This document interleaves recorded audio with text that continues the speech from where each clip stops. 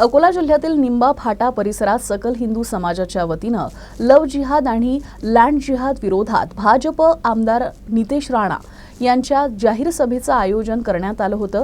यावेळी माध्यमांशी बोलताना राणे यांनी राष्ट्रवादी काँग्रेसचे आमदार अमोल मिटकरी यांचा चांगलाच समाचार घेतला।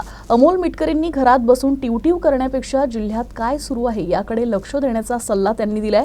यासोबतच मीडियात न बोलता मला फोन करून बोलावं असा सल्लाही त्यांनी दिला। हे जे म्हणतोय ना आपला अमोल, त्याला सांग मला फोन करून जरा हे सांग, मीडियामध्ये बोलायचं कमी कर, फोन केल्यानंतर मग माझ्या भाषेत उत्तर देईन। पण तुमचे मित्र पक्षच आहेत ते, त्यांना विश्वास त्यांनी एक विनंती केली, अकोलाचा इतिहास पाहता किंवा जाती म्हणजे हिंदू समाजाने पाहिजे तेवढं सहन करत बसायचं। हिंदू समाजाने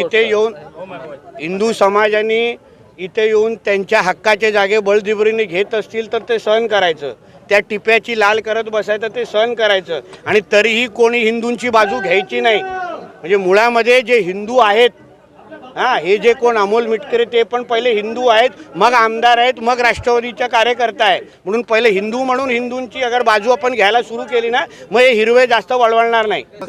अरे बाबा, हिंदू मुस्लिम एकत्र आहे ना, मग आमच्या त्या शाहू कुटुंबियाला का बाहेर काढलं असं मिटकरींचं त्याला घेऊन जाऊन बाजूबाजू जरा बघायला सांग, त्याच्या अकोल्यामध्ये काय चाललंय।